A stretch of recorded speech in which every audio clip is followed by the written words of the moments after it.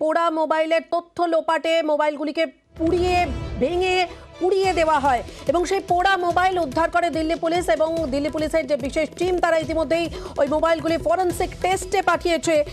কি আপডেট রয়েছে আমরা একটু সৌরভের থেকে জানার চেষ্টা করি। সৌরভ, এই যে পোড়া মোবাইলগুলি ইতিমধ্যে পুলিশের বিশেষ টিম তারা উদ্ধার করেছে, ফরেনসিক টেস্টে পাঠানো হয়েছে, নতুন করে এই যে মোবাইল, সেই মোবাইল থেকে কি কি তথ্য আসতে পারে বা কি ধরনের তথ্য আসতে পারে বা এখনো পর্যন্ত কোনো আপডেট রয়েছে কিনা একটু জানবো।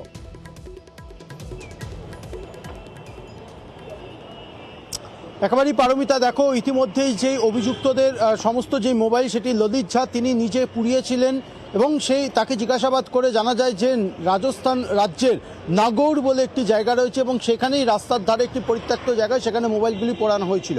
মূলত সেইগুলি দিল্লি পুলিশের বিশেষ সেল, স্পেশাল সেল, তাদের আধিকারিকরা তারা ইতিমধ্যে উদ্ধার করেছে এবং সেগুলিকে ফরেনসিক ল্যাবরেটরিতে পাঠানো হবে পরবর্তী ক্ষেত্রে সেগুলিকে রিট্রাইভ করার জন্য।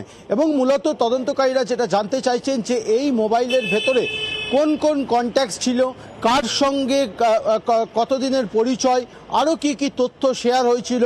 মূলত যে গ্রুপ অর্থাৎ সামাজিক মাধ্যমের যে গ্রুপ, সেই গ্রুপের মাধ্যমে এই সাংসদ হামলার পিছনে কি কি পরিকল্পনা নেওয়া হয়েছিল।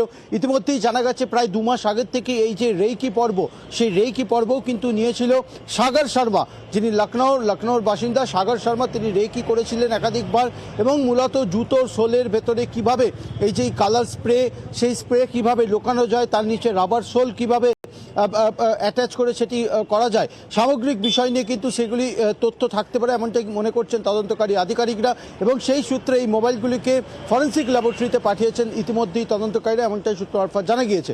এবং পাশাপাশি ললিত ঝার আরও একটি মোবাইল, সেই মোবাইলের সন্ধানও করছে পুলিশ, এমনটা কিন্তু জানা যাচ্ছে। যদিও তদন্তে সম্পূর্ণ অসহযোগিতা করছেন ললিত ঝা, এমনটা কিন্তু দিল্লি পুলিশের স্পেশাল সেল সূত্রে আমরা জানতে পারছি।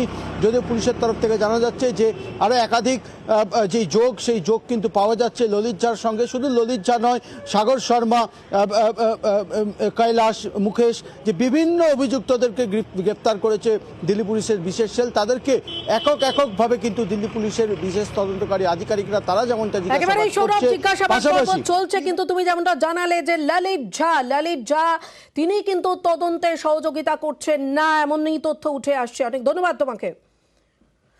এদিকে হামলায় ফের বাংলা যোগ, আর এই সংসদ হামলায় নাম জড়ালো এবার সৌরভ।